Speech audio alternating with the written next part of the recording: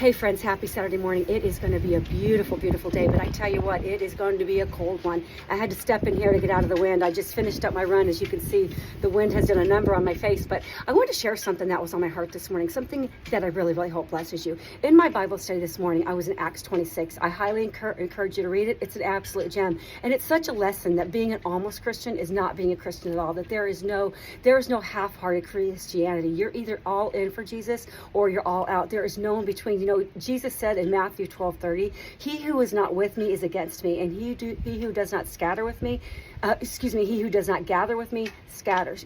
Jesus was very clear. There's no room for half-hearted Christianity. But here in in Acts 26, in chapter 26, leading up to this, Paul's desire his desire is that he wanted to go to Rome. He wanted to preach to the brothers and sisters in Rome, and indeed he was going to go to Rome because he had appealed to Caesar, because in the previous chapters there were some Jews that accused Paul of all kinds of things, blasphemy and lying and all kinds of things, and so he was put into prison.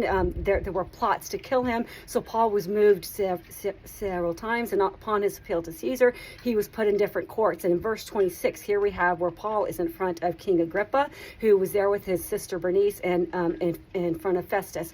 And Paul starts off and he gives his defense. He tells everything that he said is true. He gave an amazing defense of why he was innocent of all charges, and he was just saying, I'm just saying what Moses and the prophets said. That's all I'm saying. I'm not saying anything above that. And I love this because at one point, I believe it's verse 24, that Festus looked at Paul and he said, are you crazy, Paul? Have you gone nuts? All of this learning that you have, all of you have all this knowledge, but you're crazy. And I love that, but Paul answered him. He said, no, quite on the contrary. I'm speaking truth and I'm speaking reason. And then he sets his attention to King Agrippa, and he looks at King Agrippa and he says, you know the law and the prophets. You know all this, right? I mean, none of this was done in a corner. And he said, and he said, you know all this. I do believe that you believe. And that's what he said to Agrippa. And of course, I'm paraphrasing.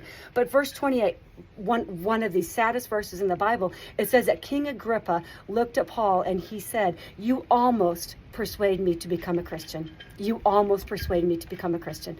Oh my goodness, that almost, that landed him in hell. Guys, there are only two places to go when we leave this world. There's only two places. We go to heaven or we go to hell. And we do that by the choice that we make here. We do that by the choice, by either choosing to follow Christ or not choosing to follow Christ. And let me remind you, not choosing to follow Christ is making the choice to not follow him. And think about this.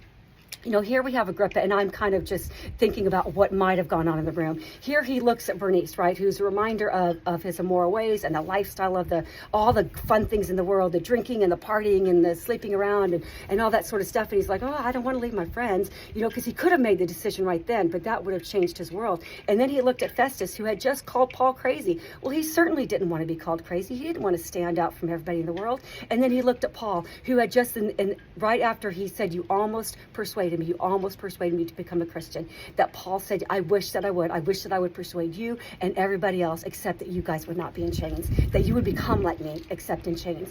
And then Agrippa looked at him and said he did not want to he did not want to be in chains. He did not want to surrender his will for anybody's will, much less the will of Jesus Christ, to follow him, to see what Paul had to go through to follow Christ. That is not what he wanted. He wanted a life of ease. And so he traded all of eternity. And think about this. I was reading in some of the commentary that he was roughly about 33 when he went in front of Paul. He died about the age of 73. He lived for 40 more years, and then for the last 2,000 years he has been in hell, and for all of eternity he will stay in hell. He traded 40 years of this world, of the junk in this world, for all of eternity.